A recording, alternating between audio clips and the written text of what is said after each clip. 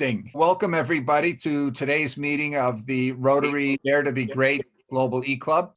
This last week, we had several committees kick off their work and set some dates for concrete projects, and seeing that some of the things we've been talking about for 6 months now are starting to actually move to happen. So we're going to hear some reports about some of that. Well, before that, does anybody have any general announcements or things they would like to say getting started, or anything they would like to see added to the agenda that I sent out in the emails? Okay, nobody wants to add anything. We were to handle the first thing, the international debate competition. It's going to take a few minutes. I've been warned that our colleagues from India that have 19 years experience with that are going to be a little late. So I'd like to jump to the second item, which is the Close the Education Gap USA that met yesterday on their particular project. And I'd like to ask Sean, are you on the call? Sean has to be early, which is another reason why I wanted to pull this up. I'm hoping many of you who were on the call yesterday will speak up, but Sean, if you could lead us in the discussion of the project in general, what's going on with the project, just to keep everybody sort of on the same page. But then beyond that, specifically, what are some of the things that were discussed yesterday? Yeah, so I just want to preface this by saying, if any of this interests you, make sure to, hopefully, we have a recap on our recent meeting right now, get involved with our committee. We have concrete plans. We're working on something right now that I'll get into in a moment. So let us know. I just want to start with the proposition that we made. If we can bring the bottom 20% of schools that have been there for decades, all of them, or many of them at once, if we could bring them to the top 20%. This would be a huge, huge deal. So we had our first meeting on Sunday, and I just want to make it clear that this is going to be a US-based initiative. So there are different approaches that we'll need to take, because in, let's say, developed or developing countries, there's going to be issues that developing countries, there's going to be different approaches that we're going to have to take, because there might be infrastructure that becomes an issue, and there might be other facilities that we might need as well in order to kind of advance this initiative more. So right now we're going to be focusing on the United States. So what we're doing is we want to get a large number of elementary schools in the bottom fifth of schools in their state to bring them to the top. So that's the philosophy behind closing the gap. So bring the bottom fifth to the top fifth in their state. We do this by focusing on the weakest students first. Then at the end of the day, we get to take the averages of the total educational outcome and we get to bring that higher by focusing on the students that are consistently the weakest. We recognize that this is going to be a pretty ambitious goal, but we want to do this in about a year. So we want to bring these schools to the top fifth from the bottom fifth in about 1 year. We can't do this for every grade and every subject in the bottom 5% of these schools. So we talked about why we're going to focus on fourth grade math. Math is a finite subject. There are certain things that you learn, and there are benchmarks for this. So we proposed the idea of a student learning from K to fourth grade with no gaps. No gaps, we were talking about an A- is not going to cut that. We want complete mastery of those subjects in math from K through 4. We aim for full mastery. We were also talking about a speech from Sal Khan, and he was saying, would you want someone who can only build 70% or is only 70% confident they can build a foundation of a house? Would you want them to build yours? And the answer is no. So we are aiming for full mastery from K to 4 in terms of math. So now the question is, if we believe that this is something that we want to do to close the gap, the question is, do you think students will be able to complete all of this in just one intensive hour per day of learning math? This was a big point of our discussion. The bottom line is that we're going to need motivation to that end. So a lot of what we talked about was helping students learn how to learn, become problem solvers. So the philosophy is becoming independent learners and drive their own education. So we want teachers, we were talking about management by exception. So there's something called the 80-20 rule, where 20% of students need 80% of the teacher's attention. And they have to monitor progress very closely and make sure that the attention is given where it's needed. Because like I said, we're going to start and focus with the weakest students. So eventually we drop the title of teacher of math, right? We become teachers of independent learning skills in those schools.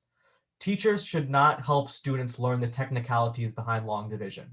That is not the goal. Teachers should help kids figure out how they can solve the problem themselves. So if they're using Khan Academy, Have they asked for a hint? Have they isolated the harder part of the question and used prior knowledge? The benefit of that is that, let's say they'll run into a harder problem next time, they can use their prior knowledge and they can learn how to unstuck themselves. And that's a really important skill, because as you progress through the grades, you're going to encounter problems like that. And you're going to have to learn how to teach yourself and get out of those problems yourself. So there was another problem that we ran into, in that the education community we were saying that they were going to be pretty resistant to an initiative like this. So in this pilot, because of that, we want to get 200 plus qualified schools to be a part of it. 200 plus, and that's a pretty big goal, but 200 plus schools that are in the bottom 5% of their state to be part of this. And one of these things that we could be able to do to excuse me, Sean, just a little correction. If we take a state like New Jersey, we have about 200 schools that are in the bottom 10%. And the goal is to at least get 10 out of those 200 that would participate in the first pilot round as the proof of concept that we can accomplish that. Understood. Okay. So we were talking about an initiative there. So maybe getting the mayor of a place like New York City to create a challenge in which it's asked which cities can get the most percent of their fourth grade students to 100% mastery in math by the end of their school year. So you kind of put the city's reputation in question there, and you kind of create an initiative to do it. So when you do that, you kind of are able to get businesses on board. You just want to get other organizations on board that are going to help their students reach that goal and kind of create a initiative or a reason to do it for them. So even with those initiatives, we are hoping to get 100% mastery of math from K to 4. So right now what we're doing is we're creating what we're calling our Bible. So a 15 to 20 page document, which is going to be like a formal proposal, in addition to a list of things that we want to get done to get this show on the road for the 2021 to 2022 school year.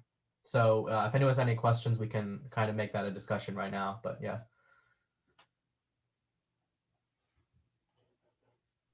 Yeah, some of the others of you who were in the meeting as well, if you have something to add, or maybe there were some points that you were still questioning as a result of yesterday's discussion, please speak up.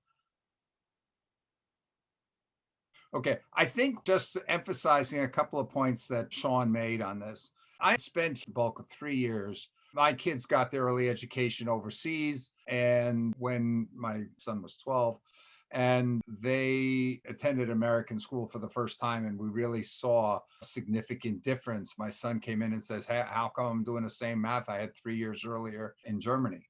And so I spent the better part of 3 years traveling around the country, speaking to teachers, trying to get a grasp on exactly what the problem was. I spoke to teachers in Missouri and Texas and Georgia and the entire Northeast, from Washington, D.C. Northeast. And it was really very interesting on that to see that poverty obviously was seen to be a driver, but that impacted on expectations and motivations. And at one point, we would ask seventh grade math teachers, for example, and say, would you pledge to get 100% of your students to be at 100% grade level by the end of the school year? And in wealthier communities, like the community where I live, teacher says, what do you mean? That's what I do. You know, we've got 97% of the graduates in our school go on to four-year colleges. My students all fully master the materials by the end of the school year. But when we went to places like Trenton, places like Camden, and asked seventh grade teachers there, the response was, are you crazy? Yeah, those teachers in Westfield and Summit and places like that, they can say that because 90% of their students start the school year grade level ready.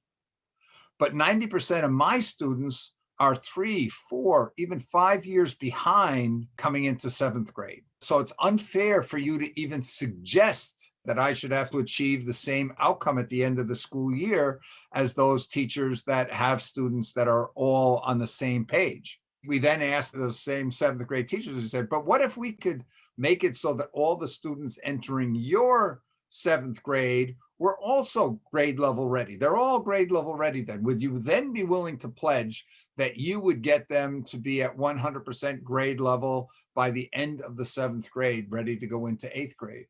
And the answer was almost universally, sure, no problem in that case.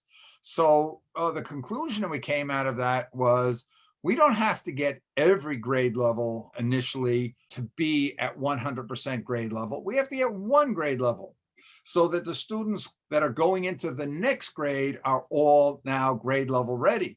And then we would have the teachers all being willing to pledge, I will get them now to be 100% ready for the next level, and the teachers beyond that for the next level. So we have to fix this problem that students have by a certain grade. We also found, if we take a look, there's a thing called Providence Talks. What they did is they put microphones on babies and they recorded how many words babies heard in the early years of their life. And the difference between a child growing up in a welfare or working class family versus middle class and upper class family was day and night. It was huge. And the result is, by the time a child goes to first grade, there's a roughly 2-year mental maturity gap, if you would, between a child coming in a welfare and working class family versus a child from a middle or upper class family. But he's going into, or she's going into a school system that says, if it's Tuesday, this is what the teacher's got to teach. And ready or not, that's the plan that has to be followed in that particular state. And so these students just never had a chance for the most part. You've always got 10%. I'm not saying it's every student, but you've always got 10% that are going to succeed anywhere. But by and large, the students in these working and welfare class families don't have a chance. And when a school gets beyond a certain percentage of students that are in that category, the teacher has to teach sort of to that level, which means even if you're a better student, you really don't have a chance because you're not introduced to things that go beyond that. So we concluded we need to only get one grade to be at 100% grade level before they go into the following grade. And in the travels that I did talking to teachers, as we started looking where is the break point, what we found is, by and large, not everywhere, but by and large, up through grade 4, children still appreciate the praise of the teacher. The praise of the teacher means something to them. And it seems that there's a significant percentage of kids, especially in these troubled neighborhoods. They go home for summer vacation between the 4th and the 5th year. They come back in the 5th year and they're just about proving how tough they are. Basically, that's the age when they start becoming of interest to gangs. And we saw that if a student was doing well in school and saw a future for themselves, that they could be successful, they were much less susceptible to the gangs. So the consensus was the 4th grade is the last point. If you don't want to wait beyond the 4th grade. Now, that doesn't mean that some 5th and 6th grade students are able to be successful. We've posted in our committee group some videos of a teacher in California, 6th grade teacher, who has had year after year incredible success of taking entire classes of students from the bottom, really the bottom of the barrel in socioeconomic class that are 3, 4, 5 years behind, and bringing them up to the top in the state and doing it in 1 year. So yes, can it be done? Yes, but by and large, it's much more expensive, it's tougher, and the success rate is less than if you can get them before they go to 5th grade, by and large. And the other thing was that if you're going to be focusing on individualized learning, which you have to be, because by 4th grade, every student has a different set of Swiss cheese in their knowledge up until that point, that there's got to be enough maturity there to be able to push this independent learning philosophy there. So that is why we said, let's focus on 4th grade. Let's get every single student to be 100% grade level ready going into 5th grade. That becomes the goal. When we look in the United States, you can look at major cities, Baltimore, Detroit, but we have something very close to home. We can take a look at Camden. We could also look at Trenton, same statistics. But Camden, for example, there's not a single child, according to School Digger, that provides all the reports on schools and a whole bunch of categories. There's not a single child in that entire city of Camden that attends a public elementary school that is not in the bottom 5% of the state. And that is year after year after year. And I've gone back and I've watched news reports from the Philadelphia TV stations recording, hey, Camden, we got all the best equipment now. We have the best teachers and things are just going to skyrocket and be better and better. And that was like 9 or 10 years ago, yet they still have not gotten a single school out of the bottom 5%. So if we were able to assist districts like that, or Patterson, there's 19 school districts in New Jersey that are in similar dire straits. If we could turn a school district or some individual schools within those districts that have not managed to have any success for decades, and we were able to help them all of a sudden jump from the bottom 5% in the case of Camden into the top 20% in a year, that's going to be a media sensation. That's going to have everybody looking and saying, how the heck did you do that? And that's going to cause an awful lot of people to say, let's copy this. And actually, we're just copying it too. We're looking around the country and seeing where have they managed to get that success and why hasn't it been replicated and how can we help replicate it?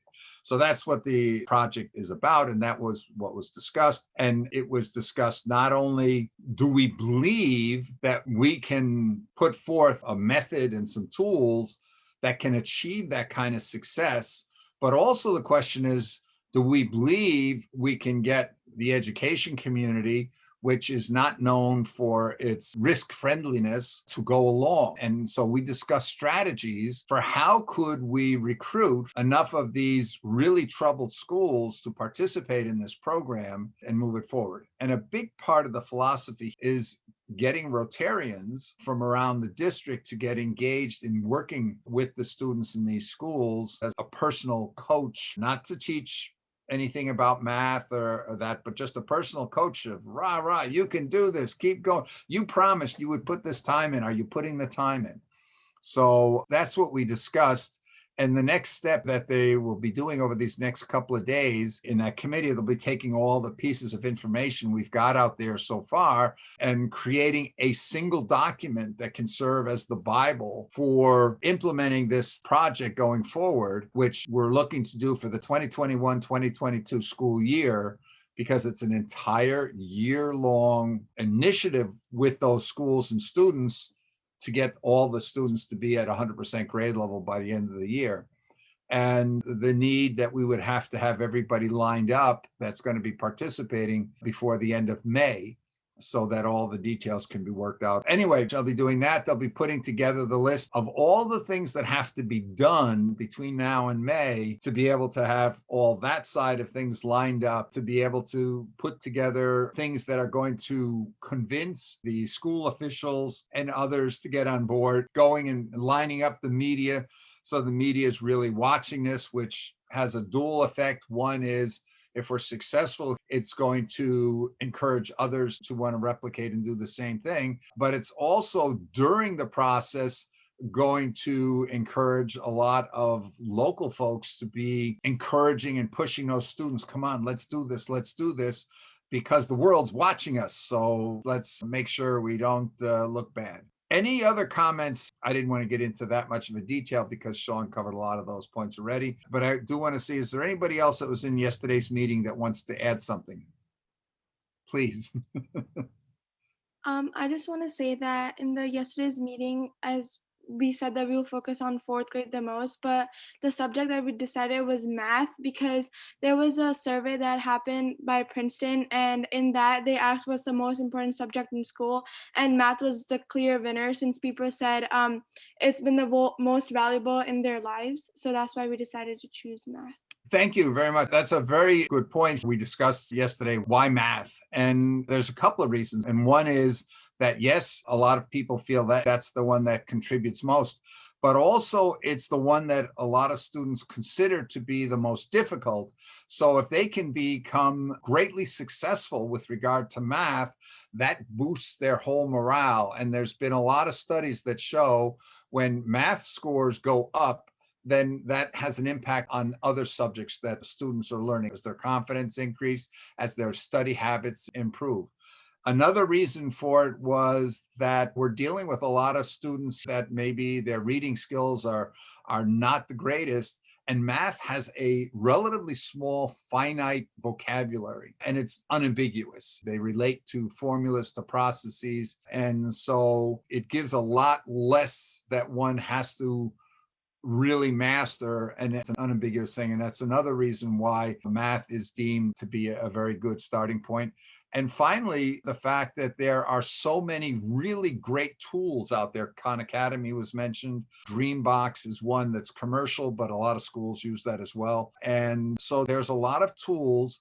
And these tools have been proven that if you complete all the tasks within a tool set, for example, by fourth grade, you've got something like about 400 learning steps in math. If you complete all those learning steps, then it's generally agreed you will have mastered every single thing that you need to master between kindergarten and fourth grade. So that was another reason for that. And the other thought on that was that, we believe, based on schools that are using things like Khan Academy, that the average student can complete all of the kindergarten through fourth grade materials within 1 year at 1 hour a day. And the reason that's possible is because even students that are doing very poor, maybe they're only getting 50% or less than 50%, but they still have that 50%. It's just that we need to fill in the holes that they may have missed during the 4 years to close all those individual gaps. So there's no more Swiss cheese here, no more holes. The problem for the teacher is all those students have different holes by the time they're in fourth grade. But as they're each individually going forward,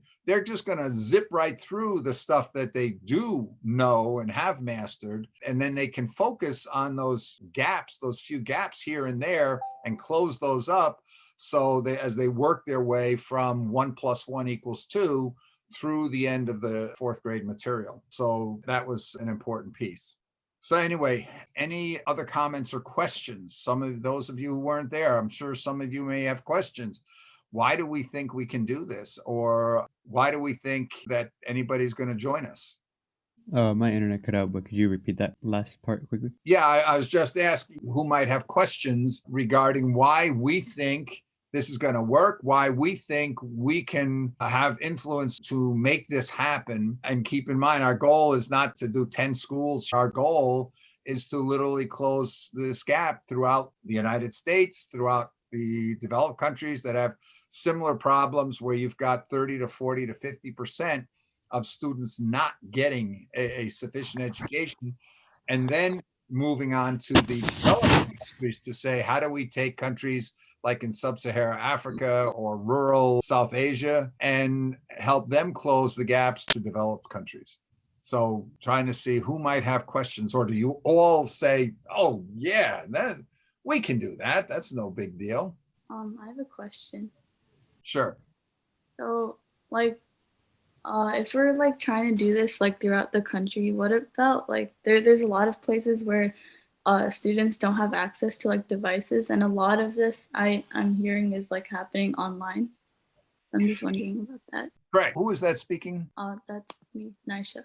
Oh, okay. Yes, actually, within the United States, this is not necessarily that much of a problem, which is why we're saying, okay, the United States, and if you took countries like Germany and some other countries like that, it's not that big a deal. But obviously, if we were to go to Eastern DR Congo, they're lucky if they've got a bench to sit on in a school. And so that requires a slightly different solution. There are, by the way, solutions that don't require any internet and don't require any online. But in schools, even in places like Camden, the schools have the equipment that was part of the news reporting from 10 years ago, as they all got some of the top computers. So it's not going to be that much of a problem. Now, where it is a problem is if you're looking in a situation like COVID and you're in a family and you got 5 kids and they're all trying to share one device to get online with their teacher. Yes, that becomes a problem. But keep in mind, if the school is committed that they're going to really get involved with this, that they can use that hour that they're in school, it doesn't make any difference. They don't have to do the hour at home. So we think we can work around that. Also, if we're looking at 10 schools, we think we can get some assistance to work with us to make sure the technical prerequisites are available to those 10 schools. There's enough foundations out there that I think will be interested enough in what we're doing to help plug the holes that might be there for some of those schools. All right, thank you. But again, we got to remember, we're a club. We're not a Bill Graham. We're a club. So all these problems, the ideas, the potential problems that come up, this is really important that you do bring those up. There's no such thing as a dumb question. The only thing that's a dumb question is the one you don't ask. Okay, I hope we've pretty much covered this point to bring everybody up to date on this particular project. And we've got a committee going. They're going to be putting together task lists of what has to be done. And we're going to move this forward. And hopefully some of you will say, wow, that sounds really interesting. I'd like to be part of that. And you join the committee, and that's part of our mindset of creating extraordinary opportunities for our members and people, and especially young people, to do more with their lives than they ever dreamed possible. To be able to go and accomplish something like this that has been sort of the holy grail for decades, and to be able to demonstrate we could do this on a large scale, that would be something that will be new, sensational. And I truly believe that those of you who are the main drivers in accomplishing something like this, whatever you may have thought you're going to do with your life, I will almost guarantee it will be different if you succeed at doing something at this level than beforehand, because the media is going to be descending and asking, and they're going to be asking people for interviews and how did you do this and what? And so your perspective, your definition of what is impossible is going to change for the rest of your life. So much for that topic. I want to see, do we now have, Shivam, are you with us now? Okay, Jerica, are you on the line?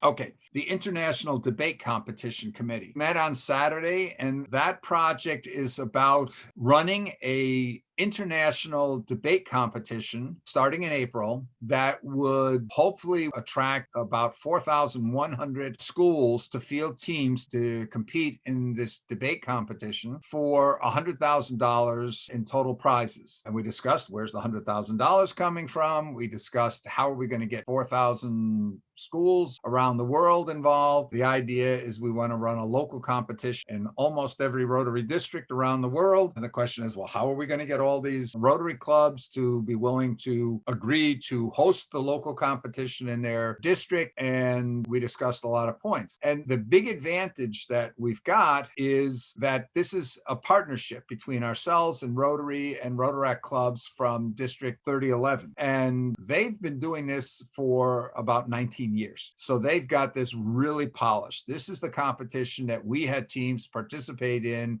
last October, where one of our teams that we sponsored from Nigeria came in third and won $1,000. And also the fourth place team was one of our youth teams from right here in New Jersey, in Monroe. Okay, so the bottom line is that this is a very polished effort that we have right now. We'll be putting together kits to really step by step tell a local Rotary club, here's how you do the promotion, here's how you do the execution, here's the technology, all the details, because the whole thing's done virtually. And the goal is, starting in April, extending for a period of 6 to 8 weeks, we would do this competition. Potentially by then we might have the United Nations playing a role in this as well, because the topics that would be debated be pulled together with them. So we went in quite a lot of detail. Most of the discussion was from the partners in India, who laid on all the details, how they did it, and explained why the confidence level is very, very high this can be accomplished. From those of you who were on the call on Saturday, can I get some help here? And maybe one or another of you can say a little bit about your impressions out of the discussion on Saturday. Somebody? I want to suggest something about the debate thing, and I want to say that I think there are many schools that are willing to participate in the debate from Mongolia, from our country, and one of them is our school. There are many students that want to participate in the debate competition. So I think that there would be many schools participating from Mongolia, just because recently in Mongolia there are lots of students that are willing to learn English and educate themselves. Yeah. Thank you for that observation. And just so we're aware, there's 535 Rotary districts around the world. We're looking to get 512 of them to host a local competition. There's an average of 65 Rotary clubs and 20 Rotaract clubs per district. So we got 85 potential clubs, which we need one or maybe a couple of them joined together on that to host, which for most of the people that would be involved, it's less than half a day involvement for them to actually run it. And we're looking to provide them with all the promotional videos, the posters and flyer templates, the communications to schools, and so forth and so on. And we'll be looking to invite the Rotary clubs, those 85 clubs in Rotary and Rotaract clubs within a district, to reach out to their schools to promote the idea and maybe to even sponsor a team. A team is two people. One is the pro side, one's the con side. It's the Oxford debating rules. And we, for each of those local competitions, for the first year, we're only targeting to have 8 schools participate. So if we take a look at a place like our district in New Jersey, we have about 250 secondary schools and maybe 30 universities in our space that could field teams, and we would be looking for 8 to compete. But the second year, we would be looking to add another layer down. The competition is you compete locally.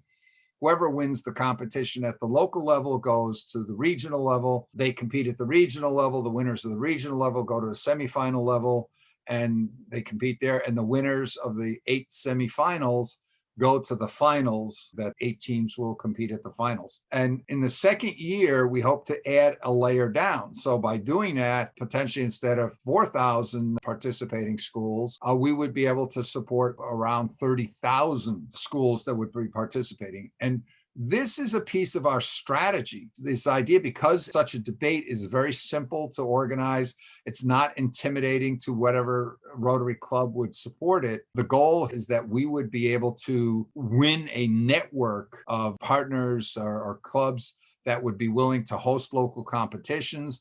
And we would be establishing a reputation within schools that we offer interesting competitions, so that in future years, we can then offer our Dare to Be Great Challenge competition, which is about seeing what group of young people can come up with the most outrageously audacious solution ideas to major world problems along the lines of the SDGs, in which we hope to be able to offer $1 million in prizes. So this is a strategic step to build our network of clubs that say, oh, I did that. They got the kit and I know exactly how to do it. And I'm very confident we'll be successful. And we have schools that are all saying, oh, these competitions that are offered by this group, they're really fun. And oh, this is just another one. And it's even more exciting on that, so that it will be easy for us to roll out this higher level competition, if you would, in future years. So that's the strategic background on that. At any rate, that committee got off to a good start on Saturday. And just like I mentioned for the Close the Gap committee, we're hoping others will join in. The next committee I didn't have in the agenda, I forgot about. We had a movers and shakers committee. These are primarily students who really want to get going. They really want to say, great, okay, club's been going in this strategic direction now for 6 months. Hey, let's get off the dime. Let's start things moving. And so they met a week ago Sunday, and that's sort of sparked here. Let's get the committee started, which got these first committees going. And that will continue, and it will evolve into another committee that we've been talking about with some people called the Strategic Planning Committee. And that committee, it's about the whole ball of wax. We've got out there 12 to 15 projects that we've listed on paper and reported to the district and so forth. But is this just like, hey, who's got a project idea? Let's add a project here. Oh, that sounds good. Let's add a project there. They're not. They all hang together behind what we see as the overall mission. And that mission is to grow a whole generation of young global problem solvers. That idea that rather than going and trying to say, let's try to solve any single problem, which leaves a lot of others out there. It's like, instead of giving somebody a fish and feed them for a day, teach them the fish and feed them for a lifetime. And I didn't come up with that. This was a bunch of young people debated this for a couple of months and came to the conclusion that if we can grow and motivate the youth of the world to be problem solvers and take on all the world's problems, we're helping to solve whatever those world problems is for the forever, including the problems that don't even exist yet or we don't know about yet. The next committee that we had discussions on in this last week, but we weren't able to get a meeting going this weekend, was the Read for a Better World Committee. That project is about mobilizing 100 million plus young people to take an action that would have a major impact on the world, but more than that, would have a huge impact on them personally, because it would demonstrate to them their power to actually influence the lives of the poorest children throughout the world. And the concept here, again, not our idea, not my idea. This particular one came up with a group of 9 and 10-year-olds, early actors, who were challenged to come up with something great. And their answer was, well, there's so many children in the world that don't even have a chance to attend school and learn to read because they have no food and they got to spend all their time just trying to survive. So their idea was to do a readathon, partially to help these children that don't even go to school, but partially to help their classmates who perhaps had a migration background and had trouble reading. So their concept was do a readathon that's going to improve the reading skills of our classmates, but it's also going to enable us to raise money to go and change the lives of these kids that never got to go to school. In the very first group of 6 to 10-year-olds, 70 of them got together and they raised enough money that they were able to take 250 of the world's poorest kids off the streets in Malawi, Africa, get them into school and enable them to be fed for an entire year.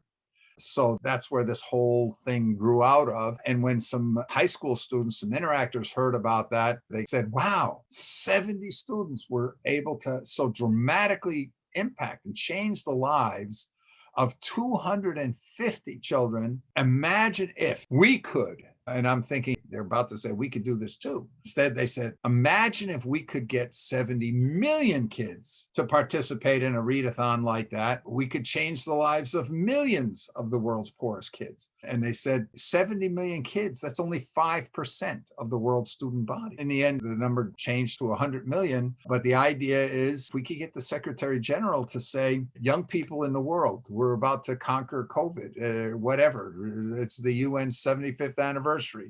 Or it's the World Education Day or World Literacy Day or whatever excuse they want to come up with. And he says, I'm asking every student in primary and lower secondary schools in the whole world to read at a minimum of 20 hours during the month of March, whatever. And I'm asking people to incent local readers by pledging a small amount, maybe a penny for every hour read for the kids, but for all the kids in a class. And in this manner, to raise money that would be dedicated to reducing the number of children in the world that are not in school due to hunger or extreme poverty, which according to the UN, I don't know what the latest number last year, I think it was 64 million kids in that category were not in school for that reasons. But this could raise hundreds of millions of dollars. And in fact, it's possible that in 1 month, a project like this could raise more money than the Rotary Foundation has ever raised in a single year, and do it in a little bit more than a month. So that's a basic concept on that. And the goal is to get the Secretary General, get a bunch of celebrities out there promoting it, getting businesses, getting people to pledge matching funds for whatever local people pledge to donate for their local students in some class in their local school, that they say, I'll match that, with the goal of coming up with, 25 cents, 30 cents per hour read in the end. But if we get 100 million students to read an average of 20 hours, that's 2 billion hours read. If we manage to raise an average of 25 cents, and by the way, here in the US, I think the average per participant was around $50. So 25 cents even takes into consideration a lot of the poor countries. And especially if you got a Bill Gates coming out there and saying the Gates Foundation will match such and such for every hour read. This could be $500 million, which would be enough to take 20 million of those 74 million kids off the streets and feed them for a whole year. And this would be something that would repeat. But in addition to the noble goal of getting a bunch of kids off the streets and into schools and giving them a chance to learn to read, and in addition to the reading practice all those kids got that participated in Readathon, this provides an excuse to be able to declare all those students that participated to be global citizen heroes. Award them a nice certificate, give them maybe some wristbands or whatever that designate them to be a global citizen hero, and get them to just feel so tremendously good about themselves and raring to go. And what's the next thing I can do to participate and make the world a little better place? So it's a multifaceted project in that regard. So they'll be meeting, I think Saturday was the day they said they're looking to meet. Okay, I want to jump here to the communications committee. Vikrita, are you on the line? Okay, she was going to announce this. One of the problems that we've got is you're seeing there's a lot of stuff happening, and there's even more than that. We've got the Be an Expert, Write a Book program that's going on with 70 participants from 23 countries. So there's a lot of things going on. But because everything's taking place in committees, most of the club members have no idea that these things are going on because they're not visible to them if they're not involved in those particular projects. So Shikrita has been really pushing in the communications committee. Let's get a newsletter going. Let's get a newsletter going. So now that is going to be starting. I think the first issue they're going to be looking at next week, and we're looking for reporters in every one of the committees to report and put into the newsletter what's happening on the club, and so that the rest of the club members can be aware of what's happening. And that also can become a vehicle to be able to inform people that are not part of the club or not involved in any of this, to say, oh, hey, here's something you might want to get involved in, because it makes it more visible. So because we've hit that 1 o'clock, I am seeing our students having to drop off for a big part. So I want to stop the main piece right now. The only other item I wanted to bring up, I'm going to give people a chance in a minute if they got any other questions, is the idea of the meeting time. It's been suggested this is not necessarily a good time. As you see, the students in schools here in the US are having to drop off. And Ilzika, what time is it in Mongolia right now? It is 2 a.m. in Mongolia right now. In the morning. Okay. So we're seeing the kind of dedication we've got here, but it doesn't necessarily have to be so. And I've had discussions with a number of members of international corporations about when do they hold their meetings in their companies. And a lot of them hold their meetings so they're early morning in the New York time, so that nobody has to be up at 2, 3 o'clock in the morning to participate. And also the idea is if we could do the meetings on the weekends, that would make it easier. So I'll be sending out a survey to everybody on the time, but the suggestion has been that it would perhaps be easier if we did it on a weekend, and we did it such that North and South America and Asia, Europe, and Africa, that those time zones are covered. So does anybody see a basic problem with moving the time to the weekend, something like 8 o'clock, a Saturday or Sunday morning, so it wouldn't be ridiculous for people that are joining us from, let's say, the West Coast? Actually, I don't know if there's a lot of people that stay up this late, but I think it's okay for me because my parents allow to stay up late, just because of this club. Okay, if we can move that to a point 4 hours early, it would still be 10 o'clock at night for you, but at least it's not 2 o'clock in the morning. But anyway, that's something that we want to put on the table and invite people to express their thoughts as to potentially a better time for the meetings. Okay, given that so many have had to sign off at this point, let's just see, does anybody have anything else they would like to discuss or mention at this point? For the timing of when we're meeting up in groups, I feel like being in the US and having it so convenient during our lunch timing and having it then is so convenient for us. But then for people around the world, it's a more difficult time to get by. So I feel like it's important that we also sacrificing a little bit of our convenience and trying to help out the other people, because US isn't the only country in the world that matters. And you're going to see, for example, we have some young people in Mexico that are on Central Time Zone. So their lunch hour doesn't fit your lunch hour. And just take a look here, your classmates, how many of them have had to tune out to go to class because class began at 1 o'clock for many of them. And 1 hour is very tough. Doing every other week, the newsletter will maybe take some of the pressure off of how much we want to get covered. But we want to do stuff. We want to get stuff done. So to have only an hour and basically just say, this is something's going on here, something's going on there, that is very tight.